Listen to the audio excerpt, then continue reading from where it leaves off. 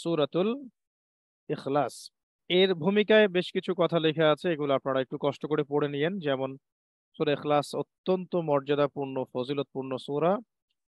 এই সূরা আহ, একবার পাঠ করলে কোরআনের 1/3 ফজিলত পাওয়া যায়। এখানে আল্লাহ সুবহানাহু ওয়া তাআলার তাওহীদের চমৎকার ডেফিনেশন দেয়া আছে। আমরা এই সূরাটা মোটামুটি সবাই জানি। যারা জানি না অবশ্যই আবার মুখস্থ করব। আজকে আমরা এর অর্থটার দিকে খেয়াল করছি। শুরু করছি বিসমিল্লাহ এবং আউযু বিল্লাহ দিয়ে। আউযু বিল্লাহি মিনাশ শাইতানির রাজিম। নিঃসন্দেহে এখন আপনার অর্থ জানবেন। আউযু মানে আমি আশ্রয় প্রার্থনা করছি, বিল্লাহি আল্লাহর নিকটে, মিনাশ শাইতান শয়তান হতে, রাজিম বিতাড়িত। বিসমিল্লাহির রহমানির রহিম। বিসমিল্লাহ আল্লাহর নাম দ্বারা শুরু করছি। আর রহমান এর পরম করুণাময়, আর রহিম অসীম দয়ালু। কুল হুয়াল্লাহু আহাদ। কুল হুয়াল্লাহু আহাদ। কুল মানে হচ্ছে আপনি বলুন, অর্থাৎ হে নবী আপনি বলে দিন। হুয়া মানে হলো তিনি বা সে। আল্লাহর ক্ষেত্রে সে হয় না, আল্লাহর ক্ষেত্রে তিনি। কুল মানে বলুন, হুয়া মানে তিনি, আল্লাহ মানে আল্লাহ, আহাদ অর্থাৎ এক। তাহলে কুল হুয়াল্লাহু আহাদ অর্থাৎ বলুন। কুল বলুন, হে নবী বলে দিন। হুয়াল্লাহু তিনি আল্লাহ। হুয়া মানে তিনি, আল্লাহ মানে আল্লাহ। আহাদ অর্থাৎ এক, একক, অদ্বিতীয়।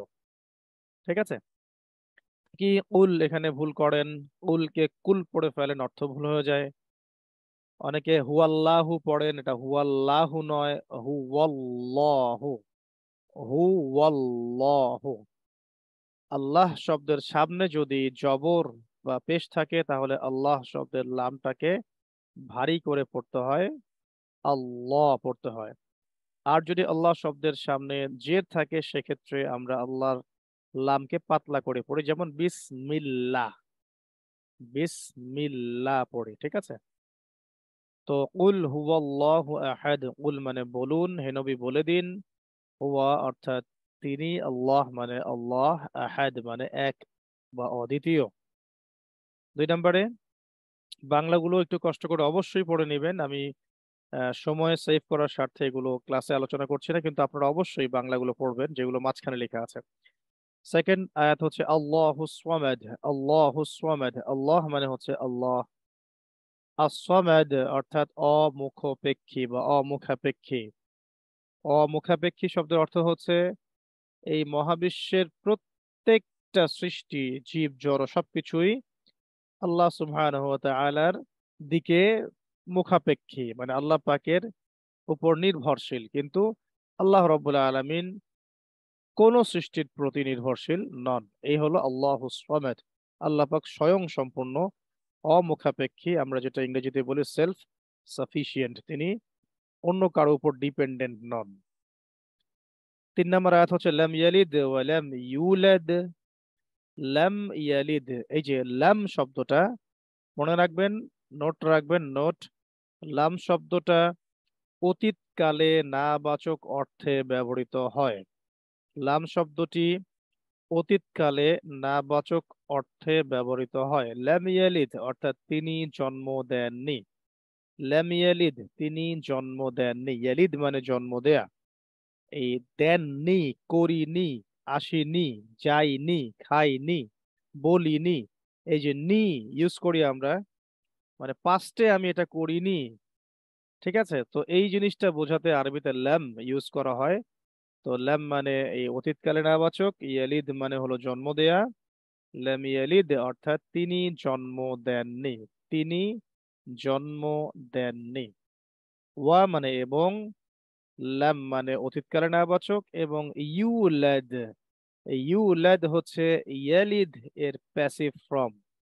ইউলাদ হচ্ছে ইয়ালিদ এর প্যাসিভ ফর্ম। অ্যাক্টিভ প্যাসিভ নিশ্চয়ই বোঝেন, বা কর্তৃবাচক কর্মবাচক বোঝেন। আরবিতে বলা হয় মারুফ এবং মাজহুল। মানে আমি এই যে আমরা পড়তাম না ছোটবেলায় যে আই ইট রাইস, আমি ভাত খাই।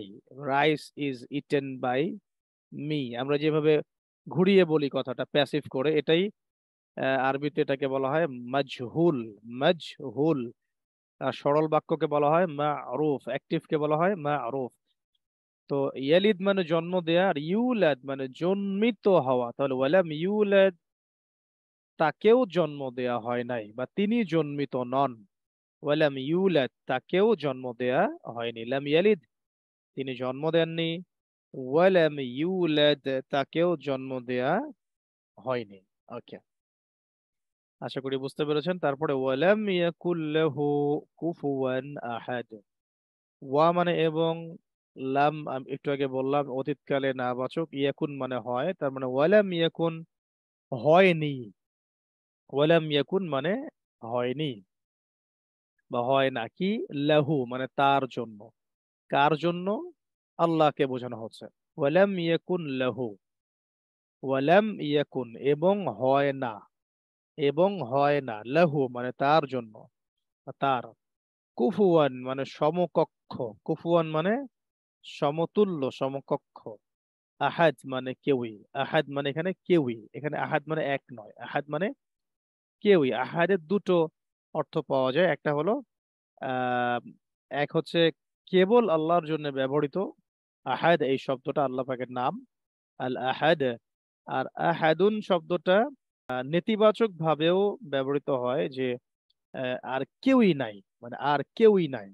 এই যে নেতিবাচক একটা অর্থ, এটাতেও আহাদ শব্দটা ব্যবহৃত হয়, মানে তার চেয়ে ধনী আর কেউ নাই, তার চেয়ে বড় আর কেউ নাই, তার চেয়ে জ্ঞানী আর কেউ নাই। এই যে কেউ নেই, আর কেউ নেই, ওই আর কেউ নেই বোঝাতেও আহাদ শব্দটা ইউজ করা হয়। ঠিক আছে, শুধু এক অর্থই আসে না, আর একটা অর্থ আসে। তো ওয়ালাম ইয়াকুল লাহু কুফুয়ান আহাদ, ওয়া মানে এবং, লাম মানে অতীতকালীন বাচক, ইয়াকুন মানে হয়, অর্থাৎ ওয়ালাম ইয়াকুন মানে এবং হয় না, লাহু তার, কুফুয়ান সমকক্ষ, সমতুল্য, আহাদ মানে কেউই। ওয়ালাম ইয়াকুল লাহু কুফুয়ান আহাদ, তার সমতুল্য আর কেউ নেই। আশা করছি সূরা ইখলাস এরপর থেকে আপনারা যতদিন পড়বেন অর্থগুলো মুখস্থ করে মনে রাখার চেষ্টা করবেন, অর্থের দিকে মনোযোগ দিয়ে নামাজে পড়ার চেষ্টা করবেন, এবং এই অর্থগুলো বাস্তবে প্রয়োগ করার চেষ্টা করবেন। যেমন এই সূরা আমরা শিখলাম আল্লাহ রাব্বুল আলামিন এক, আল্লাহ পাকের তাওহীদ, আল্লাহ রাব্বুল আলামিন একজন, তার তাওহীদে আমরা কাউকে শরীক করব না। আল্লাহুস সামাদ, আল্লাহ রাব্বুল আলামিন অমুখাপেক্ষী, তিনি কারো মুখাপেক্ষী নন। লাম ইয়ালিদ, তিনি কাউকে জন্ম দেননি। ওয়ালাম ইউলাদ, তাকেও জন্ম দেওয়া হয়নি।